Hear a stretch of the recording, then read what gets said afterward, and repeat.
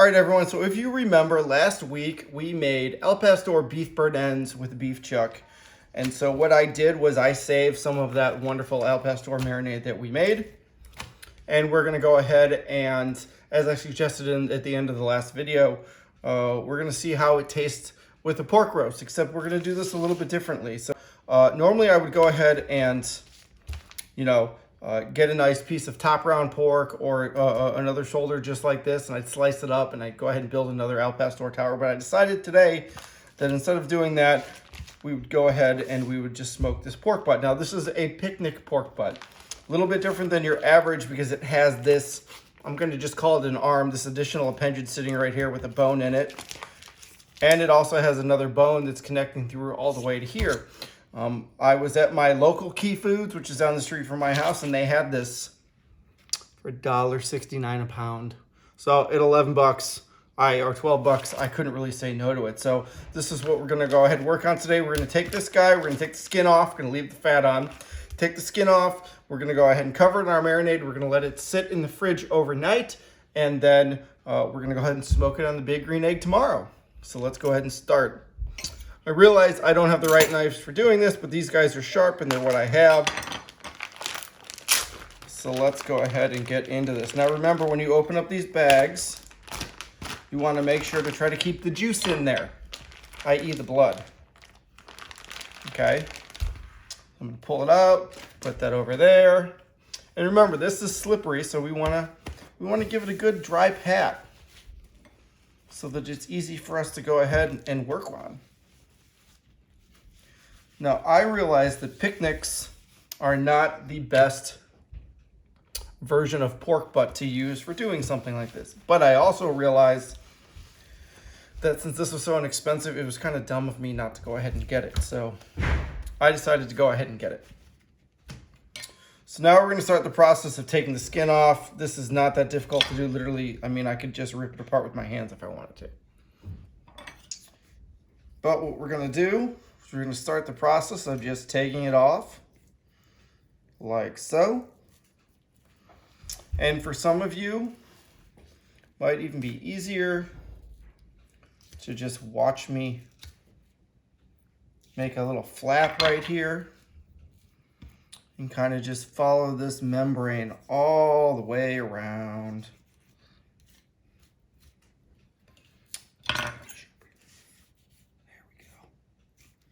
And all I'm doing is just pulling and running my knife. You can see right here, just running my knife against the skin, trying not to hit any of the actual meat or the fat, and it's pulling off. So we get to a point where it's still coming off.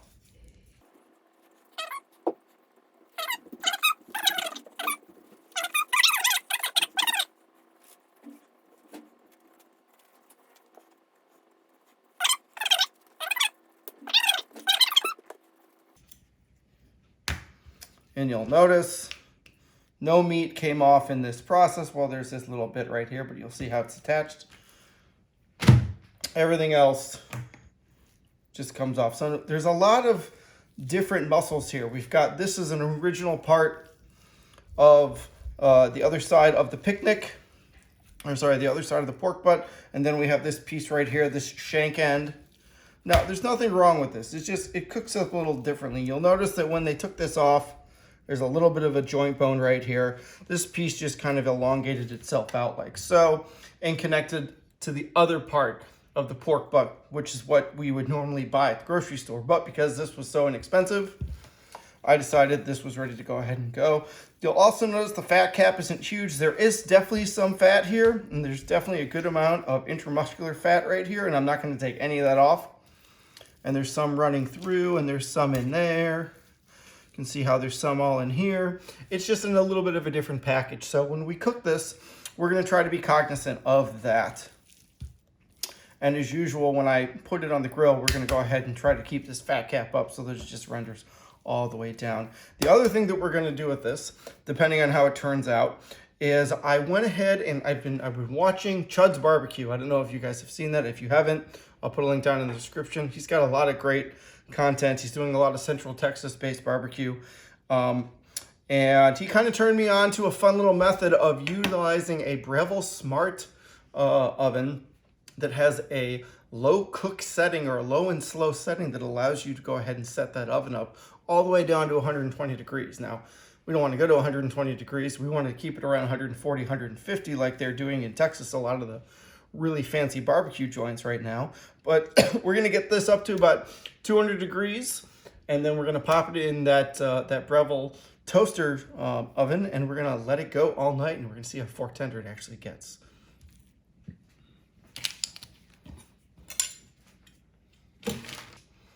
All right, so here we have our pork. I put it on our rack just to make it a little bit easier to put our marinade on.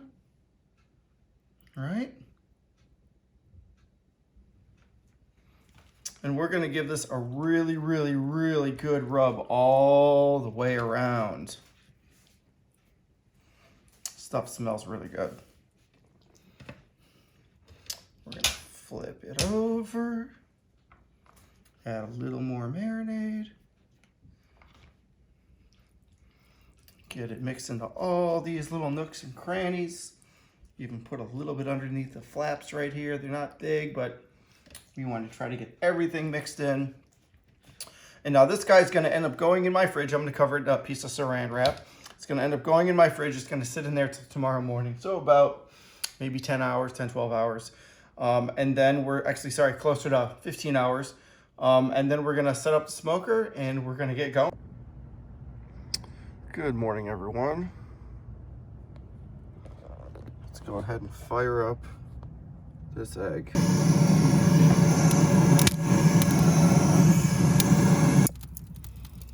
All right, everyone, so here's our pile of ash. Again, it was about 2 to 3 minutes to get it going with our nice little starter. Now I'm going to redistribute this around, add a little bit of royal oak, and then we're going to get this sucker up to temp. So this is a little secret method of mine. I put my blower from DeWalt all the way on low. After I get everything in there, it's kind of hard to see, but I've got all the wood chips and I've got all the charcoal. Got some sparking going on, so as soon as most of this starts to go ahead and blow away, I'm going to go ahead, and you can see it's already starting to dissipate. I'm going to go ahead and close the egg and get it up to temp, and then go ahead and do the assembly. You'll also notice that, kind of hard to tell, I bought an ash basket, put a new one in there, and I'm going to see how well that actually works. But yeah, this is the method I do when it's nice and warm outside. That way I don't worry about cracking it. All right, and this is what it should look like. There should be barely any smoke coming out of there. Burper. See, we got a nice open flame in there. And just about most of the smoke's dissipated. There you go, you can see the ash basket now. So I'm gonna close this and I'm gonna let it come up to temp, and then once all of our white smoke turns blue, we're gonna do the assembly and get to smoking. Just to let you know, there was a lot of particulate ash in my bag this morning, so it wasn't the best charcoal to use. There was a lot of smaller pieces, but it's what I got, so it's what we're gonna use. All right, everyone, so it's been about 12 hours, maybe closer to 14 hours. So instead of leaving our pork butt in on top of the rack that we were initially talking about, I decided to move it into another Rubbermaid container. So this is what went in my fridge last night, and oh my goodness, doesn't that look good? Look at that sucker. So we're gonna get this guy out. We're gonna get him onto our rack. We're also gonna go ahead and get our meter probe in, but look at that. That looks fantastic. It sucked up almost everything. Gonna get the little bit off that's here. Now this is where it's going to be a little bit weird. So we've got two bones here. We've got this bone here, and then we've got the other one over here. I'm actually going to take our probe, and I'm going to put it in the thicker part here right next to the bone. That's going to be the last place to go ahead and get heat. If I put it up here in the front, it would probably get pretty close. But seeing as how I have a bone in here, you always want to try to temp as close as you can to the bone so that you can get the most accurate reading, because that literally is going to be the last place the water's going to leave. It's going to be the last place that's going to get the most amount of heat. So it's going to be quite cool compared to the rest of the piece when you're done. So we have our meter probe right here. Find that bone. We're going to pop it all the way in. Remember, we want a little bit of the metal showing out. I've got about a third of an inch to half of an inch of the metal showing. And this is how it's going to end up going on our grill, our egg, once the egg is done. And the egg is just about up. All right, everyone, we are there. We're almost at temp. We're at about 280. We want to try to be around 225 to 250. But I'm going to get this thing as close as I can. So this is our piece of meat. Look how nice that looks with all that marinade. Did a really good job, permeated really well. We've got our meter stick in there. We've got our meter case. It's going to sit right out here so that we can go ahead and receive all of our data on our phone. We've got our flue open to about where we want it. We might end up closing it a little bit, but for right now it's good. We've got our flue up here open. It's hard to tell, but we've got beautiful blue smoke coming out. So burp the egg. You'll notice that how I have it set up. I've got my usual deflector plate and grate, but in between all of that I have a drip pan, and I have that because pork butt is notorious for having a lot of fat, and while it does keep a lot of it, it also drips a lot of it out, and I really don't want that nasty fat to sort of go ahead and get onto the flames of the smoker and cause acrid flavors to go ahead and pop out when it gets burnt. So I put this in, and I'll periodically add a little bit of water to it. You'll see I've got some water right there. And yeah, so this is what we're going to do. So we're going to let this go for the first 3 hours, and we're going to see what it does. There we go. And then after that first 3 hours, I'll check back in with you guys, and I'll let you know exactly where we are. All right, everyone, we're just right at the 3 hour mark. You'll notice our temp's sitting right at 280 still. Let's burp Mr. Egg. Oh, look at that. That looks great. I just threw some water in our water pan because it was about gone. But that looks fantastic. Nice and hard. This looks like it's about ready to go. We're sitting at around 147 degrees, so we're just going to let it keep going until we hit that 200 mark. And as soon as this starts to get a little bit too dark, I'm going to go ahead and pull it off, wrap it in some peach paper, and then put it back on here until it hits 200, and then we are going in the toaster oven. All right, everybody, and after about 7 hours, you can see what we're looking like here. Looks fantastic. We're about 187 degrees right now. We're still going up to try to get to that 200 degree level, but as you can see, it's getting moist. All right. Definitely have some evap cooling going on, and if I'm not lying, I did go ahead and take some of the juice that was in the dripping pan, pull it out, and put some on the top because, oh, it tasted really good. So we're gonna let it keep going until we hit that 203, 204 degree temp. All right, everyone, it's been almost 8.5 hours. Our temp's holding right around 270 degrees. We're burping on our egg, and there we go. We have finally hit temp. We are at 204 degrees. And this sucker is nice and tender. But we're not done yet, if you remember. Now we're going to go for a big old rest. So we're going to take this guy off the heat. We are going to then wrap him in some peach paper with a little bit of bacon fat that I ended up having for lunch yesterday. And then we're going to put him in our smart oven for at least 2 hours so that he can finish softening up. And then once he gets to around 140 degrees, we're then going to let him finish. All right, everyone. So we have our 8.5 hours smoked at around 250 to 300 degree picnic pork butt. To that, we are going to wrap it in some peach paper. But before we do that, last night I had bacon for dinner. It was great. I decided to save some of the bacon so that I had a little bit of fat to roll on the inside of this paper. Now, if you haven't tried this method yet before, it just makes everything taste better. You don't need to use bacon. If you're able to use bacon, my gosh, do I recommend that you use bacon, but you do not need to use bacon. But you do need to use some kind of fat. It helps to hold in some of that moisture as it's cooking through the paper. So we're going to take our piece here. We're going to take out our meter probe thermometer. We are then going to go ahead and put our pork here. And then what I like to do is with whatever amount of bacon fat I have left, or any fat in general, there's a company in Chicago, South something, I'll put it down in the description. they like to go ahead and sell different types of fat. So they have a Berkshire fat. Berkshire is a really high quality type of pork coming out of Canada. It's delicious stuff. I totally recommend it. So to this, we are going to go ahead and wrap. And when you wrap, you want to try to make sure everything's pretty much covered. So you want to get nice, clean, straight edges. So I like to pull down like so. You then want to go ahead and roll it. When you get to this little end piece here, you want to fold it back. This little end piece here. You want to fold this back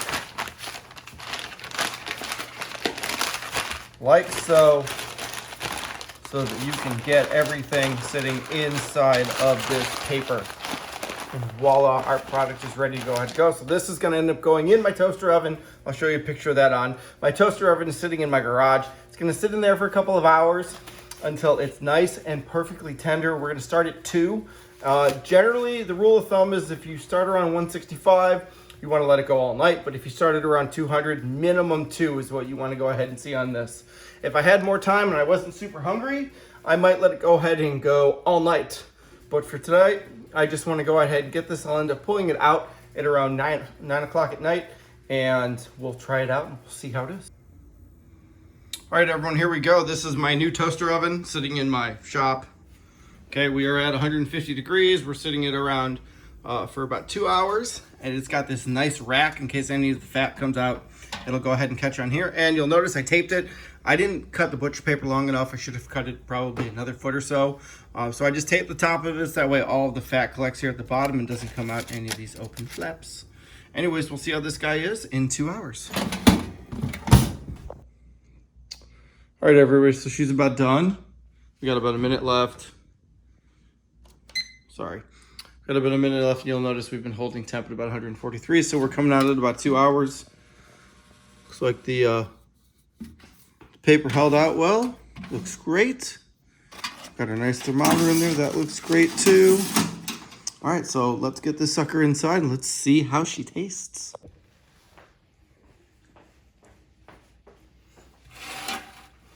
All right, so here we go. So let's run through this real quick. So this sucker cooked on the egg between 225 and about 285 degrees for 9.5 hours.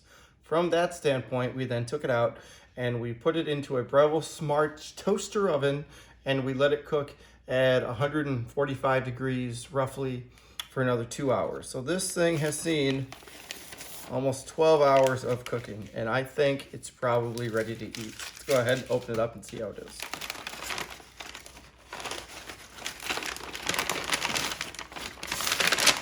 It's like unwrapping a birthday present. Oh my goodness, would you look at that. The smell here is amazing. See, we've got a bunch of yummy fat that we can drip out of here.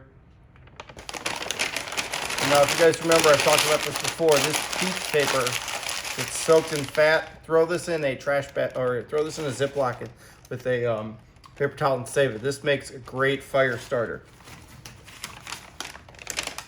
Look at all that. Soaked up all that bacon fat.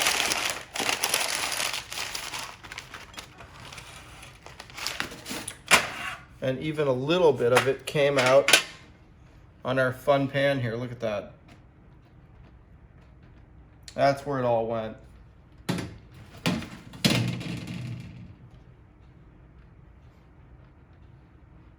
Remember, this is all the bacon fat that we added to it.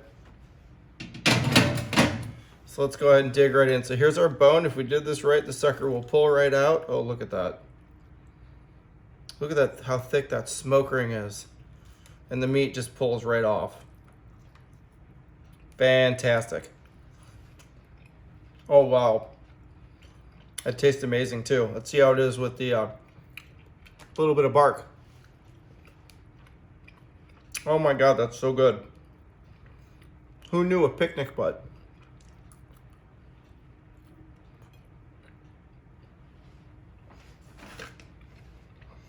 All right, let's find the other one.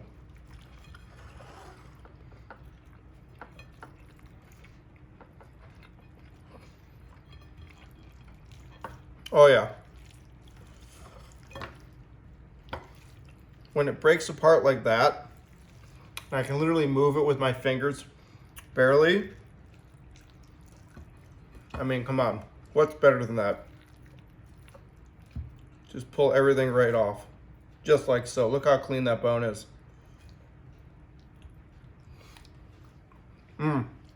Really, really good. So I'm gonna shred this up, add a little bit of Stubbs barbecue sauce, nothing major. If you remember, we were trying to go for the El Pastor flavor, and we're really, really close to it. It's very, very sticky, as you can tell. It's super duper juicy. Everything broke down really, really well. Very, very soft. Got great flavor bits coming out of this. Nice El Pastor-like flavor coming out of it. So I think it worked. I think we're good. We're gonna shred some of this up. We're gonna go ahead and make some sandwiches with some pickles and some mayonnaise, and that's gonna be it. So thank you again for all of your support. If this is the kind of content that you like, please go ahead and like, share, and subscribe. If you have any questions, please go ahead and put them on down below. Thanks. Have a great rest of your week.